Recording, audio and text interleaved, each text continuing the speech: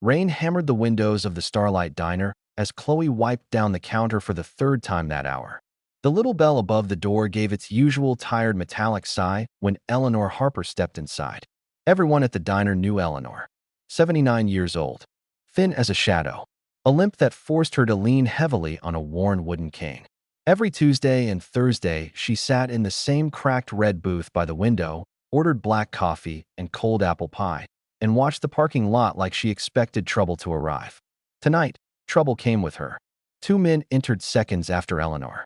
They wore plain jackets and forgettable faces, but their eyes gave them away. Cold, focused, watching only her. Chloe noticed immediately. The men took a booth near the window and ordered waters they never touched. One kept glancing toward the parking lot. The other never stopped staring at Eleanor. Something about them made Chloe's stomach tighten. In the back corner of the diner sat 6 members of the local Hells Angels chapter. Loud laughter, leather jackets, heavy boots. Their leader, Bear, looked like he'd been carved from stone. Huge shoulders, gray beard, tattooed arms. Most customers avoided them. Chloe didn't. The bikers came in twice a week, always noisy, always messy, but they treated her with rough respect. Bear especially carried himself with a strange calm authority that made everyone around him pay attention. As the evening crowd thinned and rain began streaking the windows, Chloe saw one of the strange men place his phone on the table and tap the screen. A dark sedan immediately rolled into the parking lot. Its engine stayed running. Eleanor saw it too. Her hands started trembling as she counted money for the bill. That was when Chloe realized this wasn't random. The old woman was terrified. She considered calling police, but what could she even say? 2 men are staring at an elderly woman? By the time officers arrived, it would already be over. Then she looked toward the bikers. Bear was standing, getting ready to leave. Their eyes met across the diner. And somehow Chloe knew. She hurried to Eleanor's booth. "Don't go outside alone," she whispered. Eleanor's frightened eyes instantly filled with recognition. She already knew she was being followed.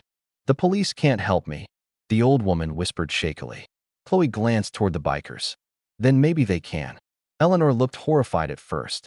6 massive bikers in leather vests weren't exactly comforting. But then she glanced toward the 2 men by the window. Fear changed into determination.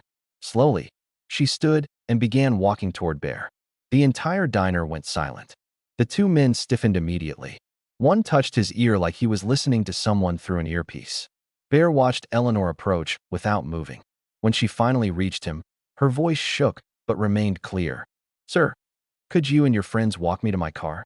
Silence. Bear lifted his eyes past her shoulder and studied the 2 men by the window. Then he noticed the idling sedan outside. Finally, his gaze shifted to Chloe standing behind the counter with fear written across her face.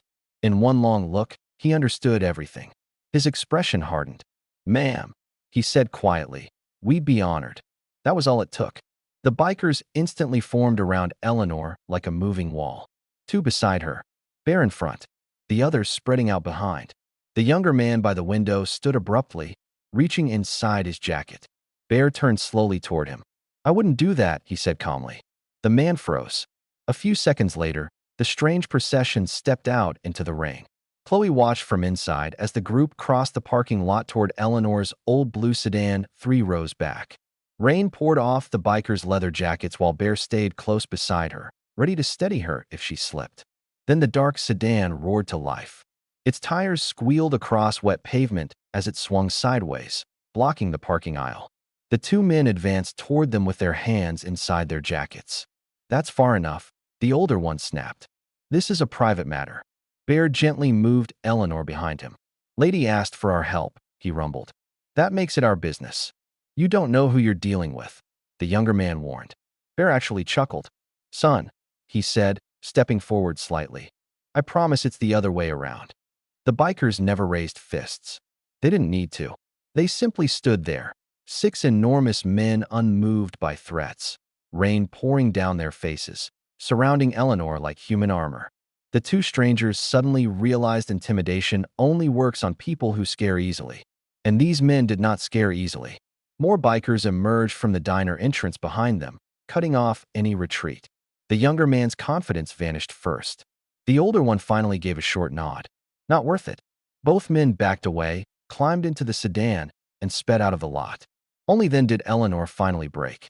She leaned against her car, shaking violently as tears rolled down her cheeks. "You saved my life," she whispered.